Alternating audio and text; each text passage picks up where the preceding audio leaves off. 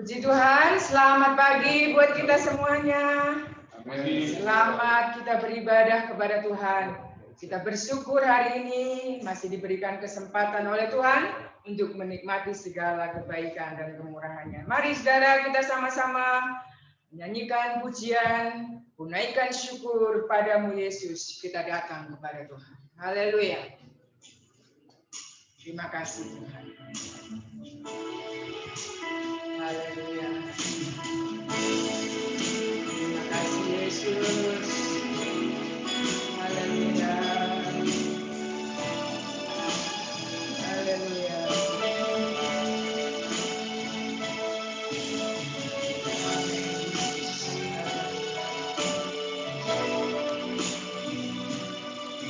Haleluya.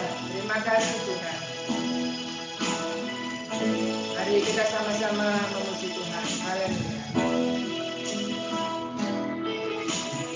Naikkan syukur padamu Yesus, sembah sujud kepadamu Tuhan, di hadapan tahta kemuliaan-Mu, ku tinggikan, ku agungkan selamanya. Ku naikkan syukur.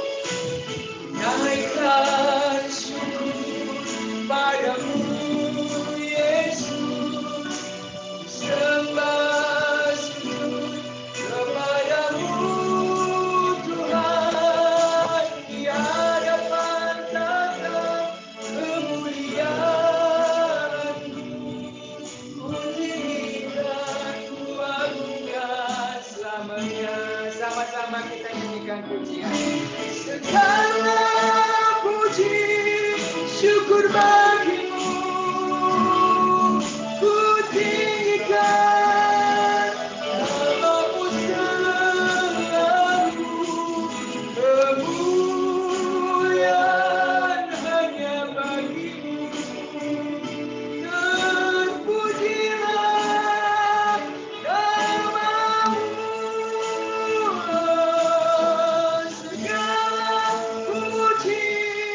syukur bagimu, amin Tuhan. Tinggikan namamu selalu, kemuliaan hanya bagimu. Haleluya.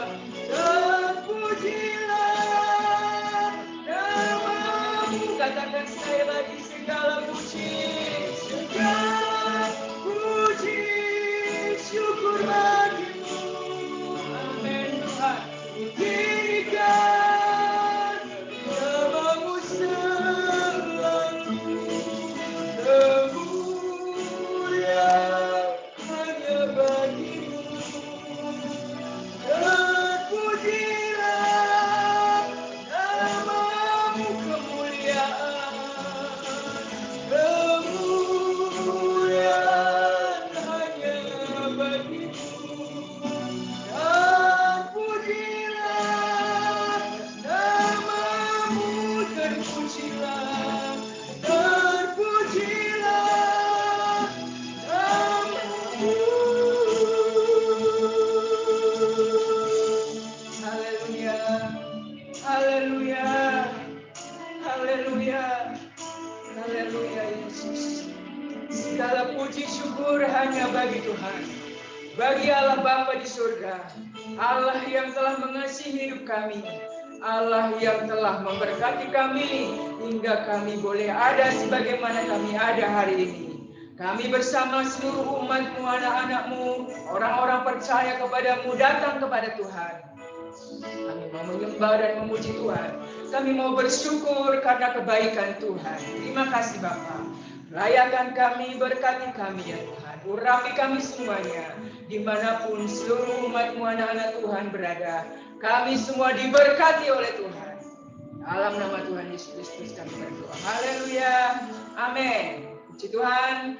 Kita akan tetap bersyukur dan akan terus bersyukur. Karena Tuhan baik kepada kita semuanya.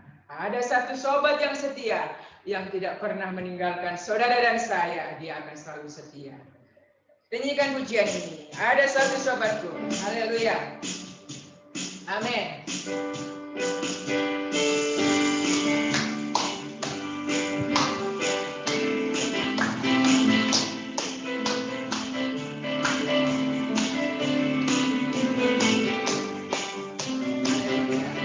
Ada satu sobatku yang setia, tak pernah dia tinggalkan diriku. Di waktu aku susah, waktuku sendirian, dia selalu menemani diriku.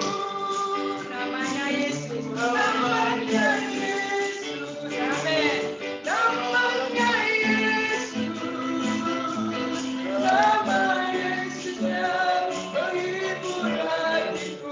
Namanya Yesus, namanya Yesus, namanya Yesus, nama Yesus yang menghibur hatiku. Ada satu sobatku yang setia, tak pernah diam dalam diriku. Amin, haleluya.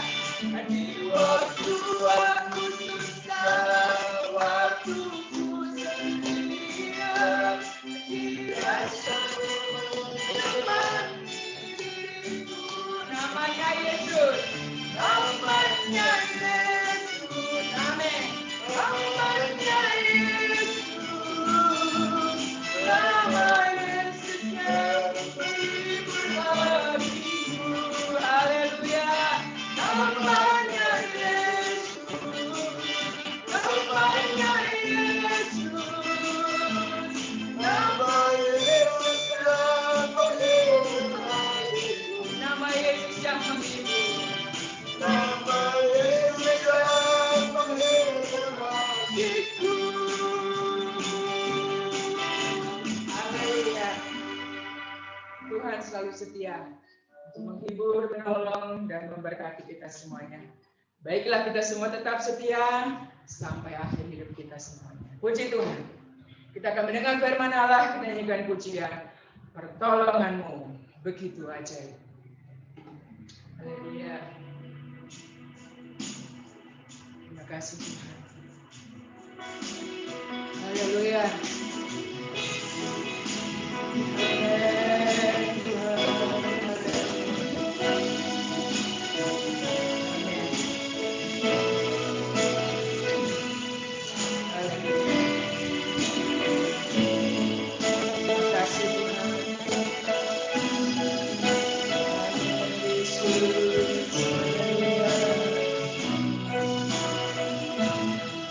Sama-sama kita nyanyikan hatiku tenang, berada dekatmu.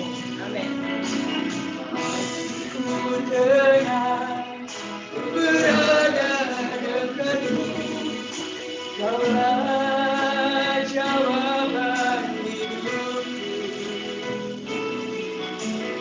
Hatiku tenang, berada dekatmu. Kau yang pelihara hidupku. Pertolonganmu begitu ajaib. Kau yang mengikat hatiku di saat aku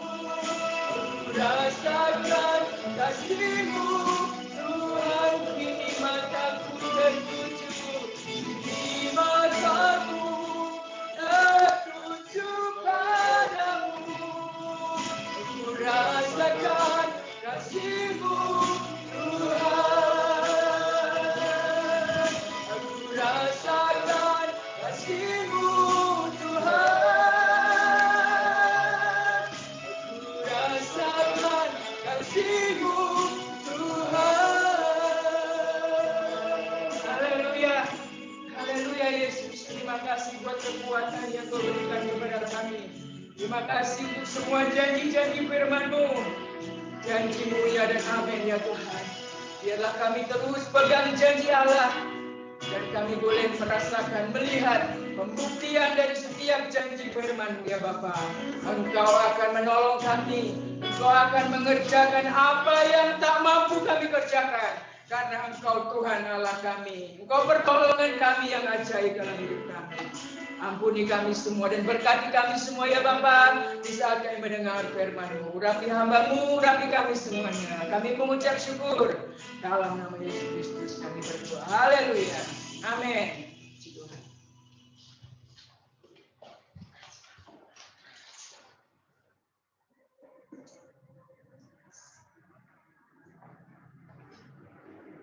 Shalom Bapak Ibu Saudara yang saya kasih dalam Tuhan, dimanapun saudara berada. Salam sejahtera bagi kita semua. Kali ini saya ingin menyampaikan firman Tuhan kepada kita, masih seputar keluarga Naomi. Beberapa waktu lalu saya sudah menyampaikan kepada kita, yang pertama adalah Ruth, yang kedua adalah Orpa, dan kali ini saya ingin masuk kepada kehidupan dari Boas. Melalui kehidupan Boas ini, kita akan mengambil pelajaran yang sangat berharga, di mana Boas pada akhirnya menjadi suami daripada Ruth. Saudara yang saya kasih dalam Tuhan, pernikahan yang terjadi kepada Boas bukanlah pernikahan yang kebetulan, tetapi saya berkeyakinan pernikahan Boas dan Ruth itu sudah menjadi ranah rancangan rencana dari Tuhan itu sendiri.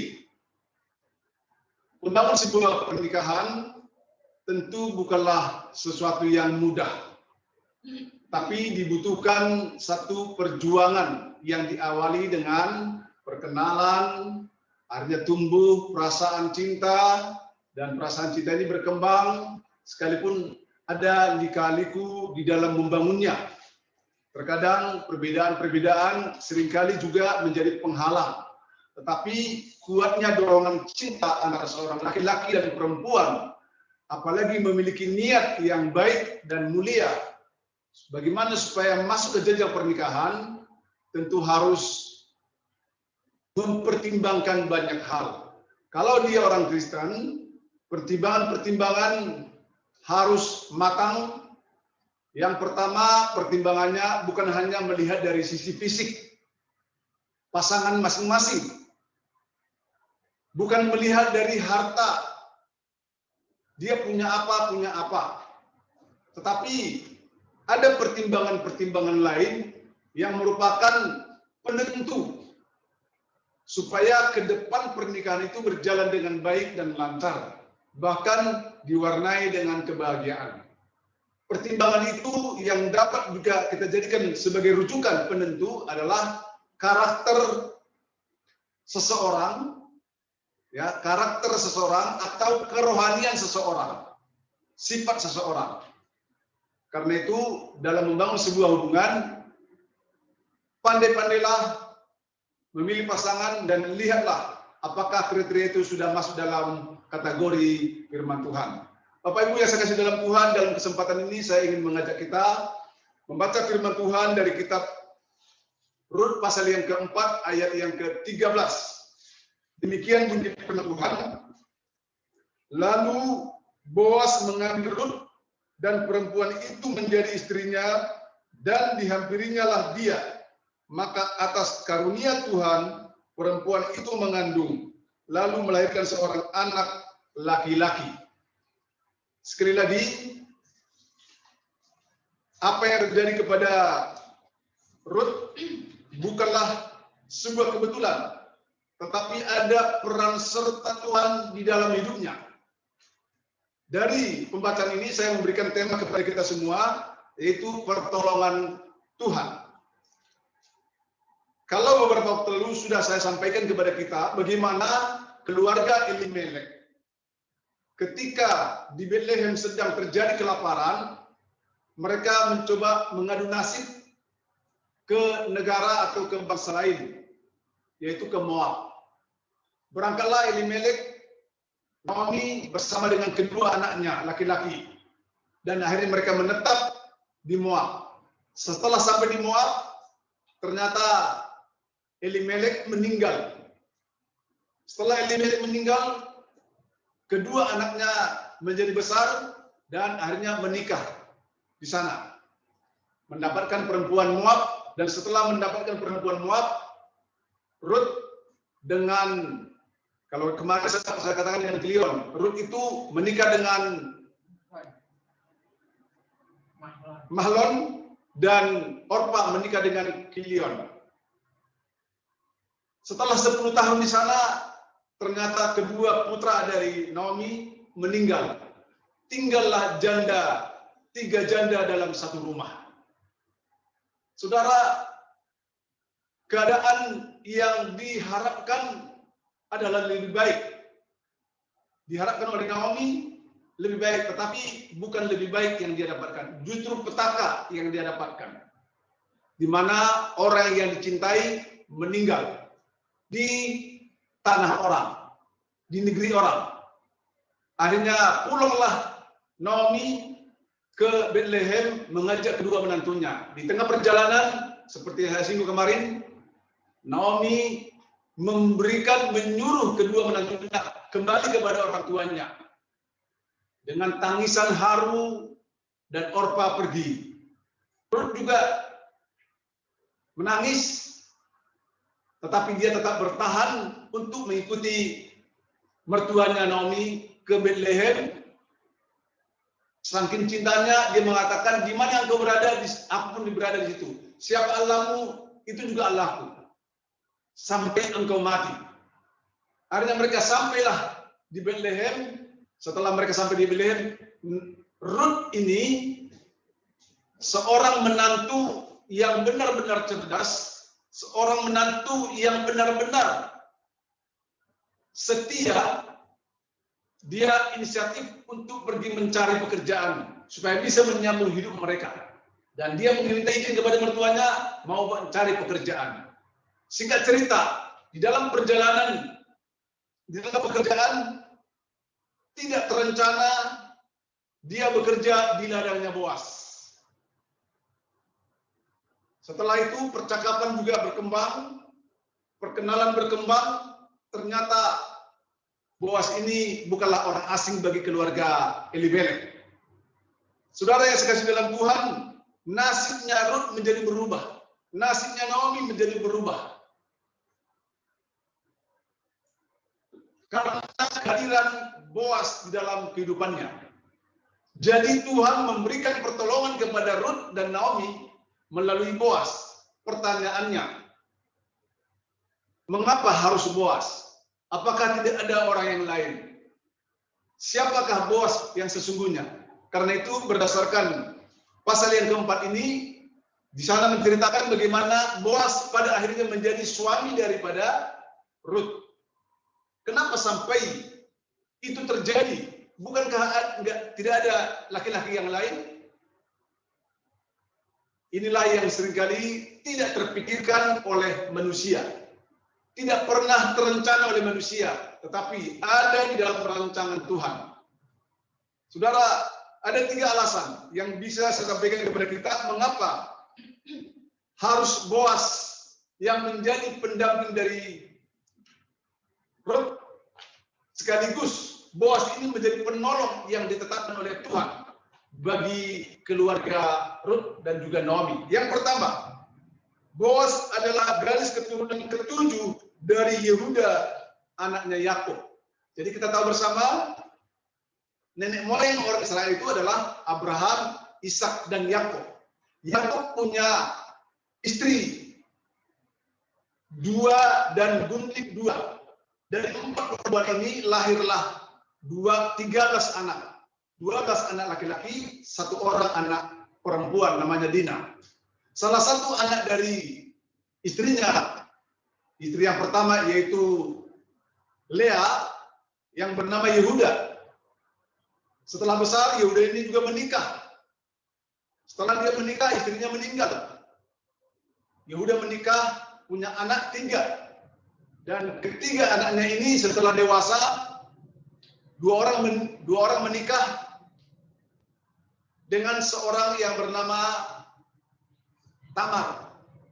Dan akhirnya pernikahan yang pertama dengan Tamar, anak yang pertama meninggal. Baru anak yang kedua menikahi Tamar, akhirnya meninggal. Dan anak yang ketiga, Yakub, Yehuda tidak mengizinkan menikah dengan Tamar. Dikhawatirkan garis keturunan dari Yehuda nanti akan hilang atas kematian daripada anak yang ketiga. Singkat cerita, dalam perjalanannya, nanti saudara bisa lihat di dalam kisah perjalanan hidup Yehuda, akhirnya Yehuda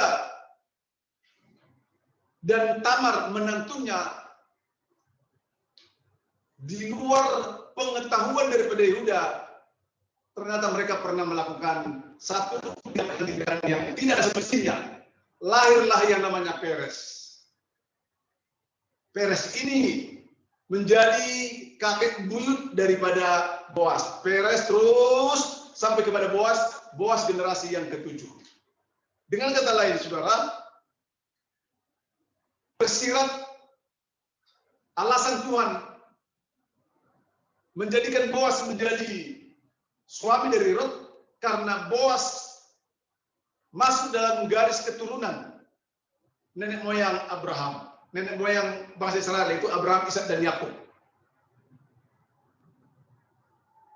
Memang ini bahagia dan tidak terpisahkan dari rencana Tuhan.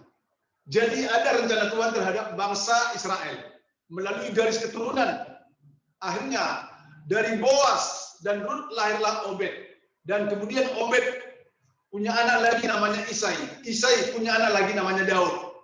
Dan begitu sampai kepada Tuhan Yesus. Dengan kata lain, ada garis keturunan yang tegak lurus melalui Boas ini. Saudara, saya boleh katakan Boas adalah orang yang terpilih menjadi berkat penolong bagi Ruth. Saya dan saudara pun mungkin bukan orang seperti Boas yang masih ada darah keturunan. Tetapi saya dan saudara juga ada di dalam rancangan Tuhan. Bahkan Tuhan mengatakan dalam kitab Yeremia, pasal yang pertama ayat ke-4 sampai ayat ke-5, bahwa saya dan saudara sejak belum terbentuk menjadi janin, kita sudah dikenal oleh Tuhan. Sampai keluar, kita sudah berada dalam rencana Tuhan. Seperti yang terjadi kepada Yeremia. Yeremia sebelum dia lahir, Tuhan sudah kenal dia. Padahal belum lahir, Tuhan kenal Yeremia. Dan Tuhan kuduskan Yeremia. Dan Tuhan tetapkan Yeremia menjadi seorang nabi. Dengan kata lain, Yeremia ini menjadi perwakilan kita semua, bahwa terhadap semua orang Tuhan punya rencana yang baik. Karena rencana Allah kepada saya dan saudara, kepada Boas dan kepada Yeremia adalah rencana yang baik. Dan kita bisa dipakai oleh Tuhan menjadi penolong, menjadi berkat bagi orang lain. Yang kedua, Boas masih kerabat dekat dengan keluarga Elimelek. Tadi saya katakan masih ada hubungan darah antara Elimelek dan Boas. Saya tidak tahu di Alkitab tidak dijelaskan seperti apa pertalian darah mereka, hubungan darah mereka. Tapi yang pasti, hubungan darah ini adalah sebuah ikatan darah yang di dalamnya ada unsur kewajiban-kewajiban yang dilakukan setiap orang yang terikat di dalam darah. Seperti seorang bapak, seorang ibu terhadap anak-anaknya. Seorang bapak punya kewajiban di dalam rumah tangga. Seorang ibu punya kewajiban dalam rumah tangga. Seorang anak juga punya kewajiban dalam rumah tangga. Seorang manusia, saya dan saudara juga punya kewajiban dalam lingkungan keluarga, dalam lingkungan masyarakat. Jika saya dan saudara mengerjakan kewajiban-kewajiban itu dengan baik, saya yakin semua akan berjalan dengan baik.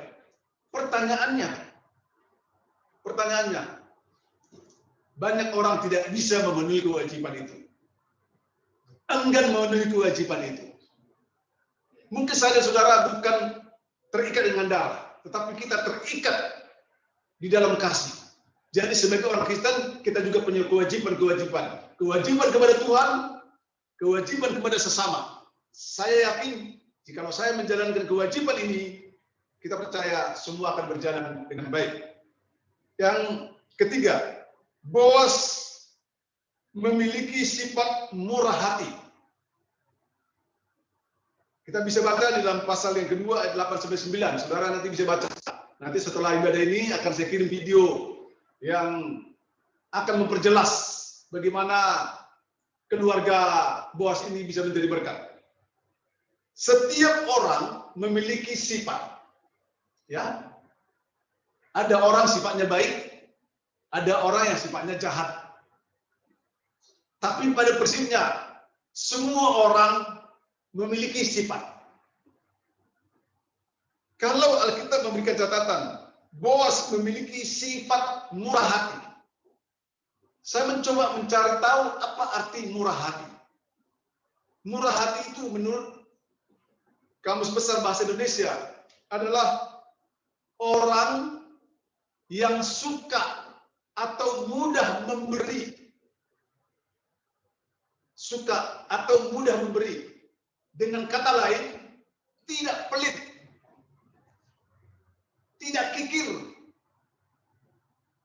Ini adalah salah satu sifat yang sebenarnya saya dan saudara miliki.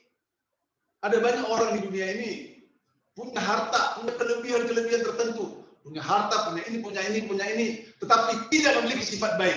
Alias, dia egois, kikir, pelit, dan arogan.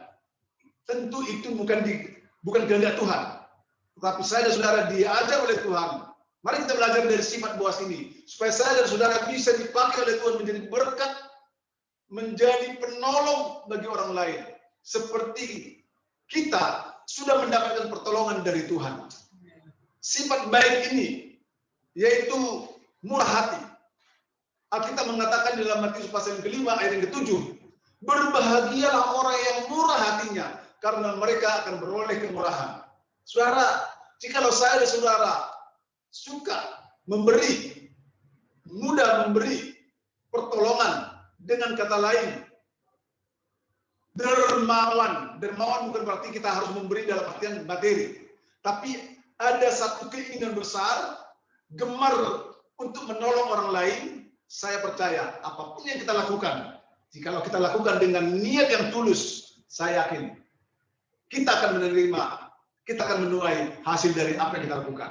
Karena itu sebagai orang Kristen, sebagai orang percaya, mari kita belajar dari kehidupan Boas ini. Pertolongan itu bisa datang, bisa Tuhan pakai melalui orang-orang tertentu. Mungkin orang yang tidak pernah terlintas dalam pikiran kita, dipakai oleh Tuhan. Tetapi saat ini saya ingin mengajak kita semua, tampillah menjadi penolong di dalam keluarga, tampillah menjadi penolong di dalam masyarakat, tampillah menjadi penolong di dalam orang-orang yang kita cintai. Karena dengan cara demikian, nama Tuhan dipermuliakan. Dasarnya adalah kita sudah banyak menerima pertolongan dari Tuhan, mari kita balas apa yang Tuhan berikan itu dengan cara saling tolong menolong. Karena itulah yang dikehendaki Tuhan Yesus dalam kehidupan kita. Tuhan Yesus memberkati kita semua, dimanapun saudara berada. Ingat, pertolongan dari Tuhan selalu terbuka buat kita semua. Kita nyanyikan pujian yang tadi, pertolonganmu.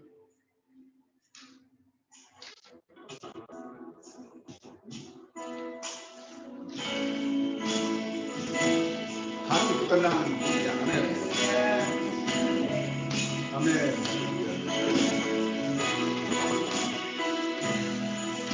Haleluya.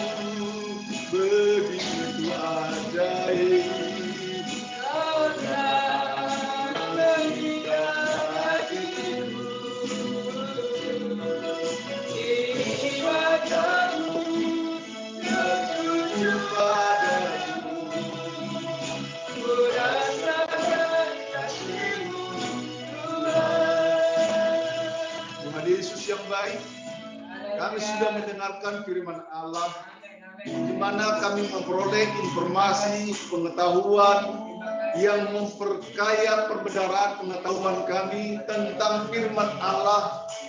Terlebih pada saat ini, tokoh seorang Boas terpilih dan dipakai oleh Tuhan menjadi penolong bagi banyak orang terhadap Rut dan keluarganya. Karena dia sudah ada di dalam rencana Allah. Karena dia terikat ikatan darah. Karena dia memiliki sifat yang baik. Jikalau kami belajar seperti Boas, pertolongan Allah itu terus mengalir kepada kami. Pertolongan Allah itu terus ada setiap saat, setiap waktu, sesuai dengan kebutuhan kami. Berkati kami semua, dimanapun kami berada. Ampuni dosa dan kekurangan kami. Saat ini kami juga mengharap pertolongan Tuhan untuk pembangunan gereja yang Tuhan percayakan kepada kami. Tuhan kiranya menolong kami dan menyediakan semua kebutuhan sampai bangunan ini boleh selesai. Terima kasih Tuhan. Terpujilah nama Tuhan. Ini doa kami sampaikan dengan penuh ucapan syukur dalam nama Tuhan Yesus. Saudaraku, terimalah berkat, anugerah damai dan sejahtera dari Allah Bapa, cinta dan kasih sayang dari Putra Yesus Kristus, bersekutuan dalam Roh Kudus mulai hari ini sampai selama-lamanya dalam nama Yesus. Haleluya. Amin. Selamat pagi saudara-saudara. Buat Alfred, buat Yonis, Kingo, mereka, Dian, Isika, Cindy, Simarmata. Cindy udah lama nggak ketemu. Ya, terima kasih buat kehadirannya dalam ibadah. Dian, bantu terus pembangunan gereja kita yang ada di Dusun Juruk minggu depan tetap berjalan dengan baik. Pembangunan pengecoran tiang pancanya. Tuhan Yesus memberkati kita semua. Ini 1, 2, 3, 4 ini siapa ini? Nggak tahu. Siapa ini? 1, 2, 3, 4 siapa ini?